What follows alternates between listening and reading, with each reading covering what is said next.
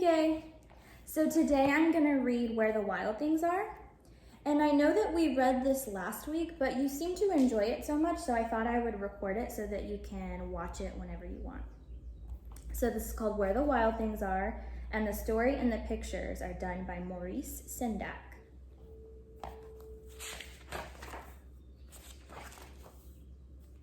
And while we're reading, I want you to keep a lookout for your favorite wild thing, because I have an activity for you when we finish reading. That night, Max wore his wolf suit and made mischief of one kind and another.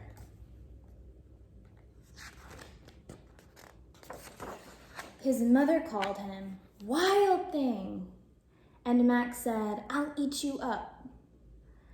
So he was sent to bed without eating anything.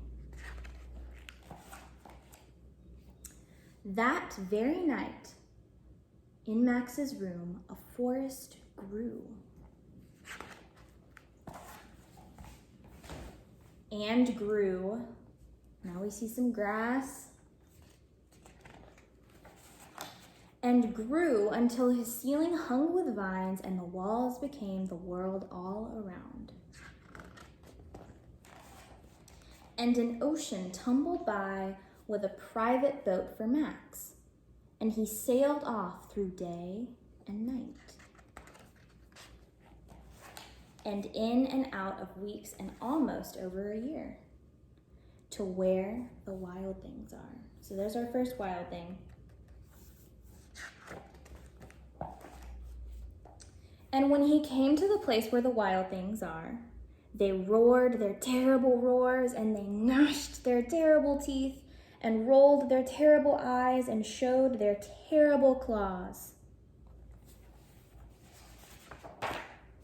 Till Max said, "Be still," and tamed them with the magic trick of staring into all their yellow eyes without blinking once. And they were frightened and called him the most wild thing of all. All right, so keep a lookout for all of the monsters. This one's my favorite. And they made him king of all wild things. And now, cried Max, let the wild rumpus start.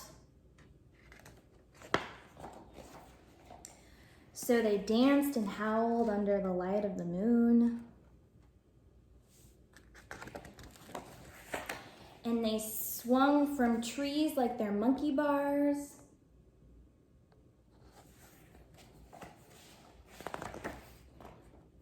And they marched through the forest.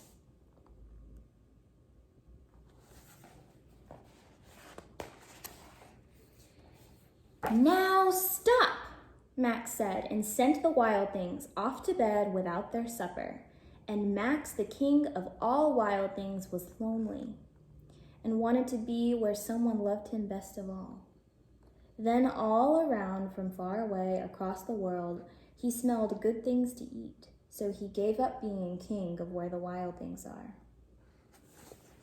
You think they'll be sad?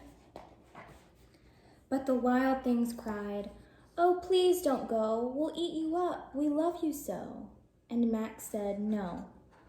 The wild things roared their terrible roars and gnashed their terrible teeth and rolled their terrible eyes and showed their terrible claws.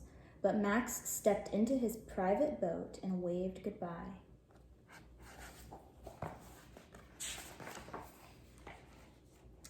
And sailed back over a year and in and out of weeks and through a day.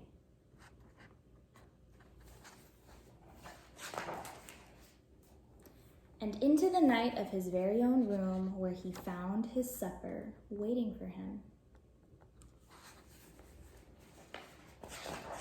And it was still hot. The end. So I want you to pull out a piece of paper and some markers or some crayons or pencils, colored pencils, and I want you to draw me your favorite wild thing. So you could draw this one, which is my favorite. You could draw Max with his crown on. They're a bunch. All right, I'll see you next time.